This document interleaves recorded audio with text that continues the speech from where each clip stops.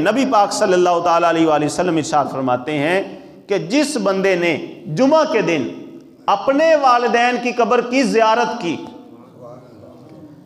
دونوں فوت ہو گئی تو دونوں کی، او احدہما یا ایک فوت ہوا تو ایک کی قبر کی زیارت کی، تو فرمایا غفر لہ، اللہ تعالیٰ اس کے تمام گناہوں کی بخشش فرما دے گا۔ اور دوسرا اعزاز اس کو یہ ملے گا، کتب عند اللہ برا، اگر بدبختوں میں ہوگا،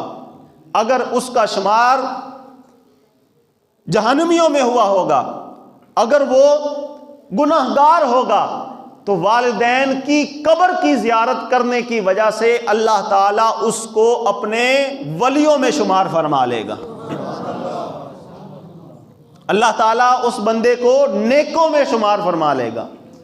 اللہ تعالیٰ والدین کی قبر کی زیارت کرنے کی وجہ سے اس کو جہنمیوں کی لسٹ اور فہرست سے نکال کر جنتیوں کی لسٹ میں شامل فرما دے گا۔ ہم اس روایت پر اگر غور کریں تو اس حدیث پاک میں صرف اتنا فرمایا گیا ہے کہ والدین کی قبر کی زیارت کرے، صرف قبر کی زیارت کرے، یہ نہیں فرمایا کہ وہاں پر جا کر کوئی پڑھے، اور فرمایا جو بھی قبر کی زیارت کرے۔ شرط نہیں لگائی کہ بیٹا حافظ قرآن ہو پھر والدین کی قبر کی زیارت کرے تو یہ اعزاز ملے گا، یہ شرط بھی نہیں لگائی کہ بیٹا عالم دین ہو پھر والدین کی قبر کی زیارت کرے یہ اعزاز ملے گا، یہ شرط بھی نہیں لگائی گئی کہ بیٹا جو ہے وہ کثرت کے ساتھ سخی ہو، سخاوت کرنے والا ہو، صدقہ اور خیرات کرنے والا ہو،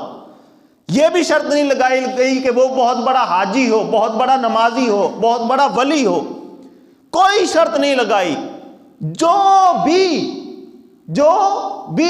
والدین کی قبر کی زیارت کرے گا، صرف زیارت کرے گا، یہ شرط بھی نہیں لگائے گی کہ وہاں پر کچھ جا کر پڑھنا ہے، صرف زیارت کرے گا، تو والدین کی قبر کی محض زیارت کرنے کی وجہ سے اللہ تعالیٰ اس کو اتنا بڑا اعزاز عطا فرما رہا ہے کہ اس کی بخشش بھی فرما دیتا ہے، اور ساتھ ہی ساتھ اللہ تعالیٰ اس کو بدبختوں کی لسٹ سے نکال کر نیک بختوں کی لسٹ میں شامل فرما دیتا ہے۔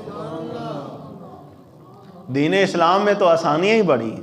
اس کی بخشش تو بہانہ ڈھونڈتی ہے، بخشش او بہانہ می جوید، اس کی بخشش تو بہانے ڈھونڈتی ہے، بہانے تلاش کرتی ہے کہ میرا بندہ میری بارگاہ میں تو آئے تو صحیح نا، میں جن جن احکام کا حکم دیتا ہوں، جن جن کاموں کا حکم دیتا ہوں، میرا بندہ وہ کام کر کے میری بارگاہ میں بخشش مانگے تو صحیح، کوئی ایسا کام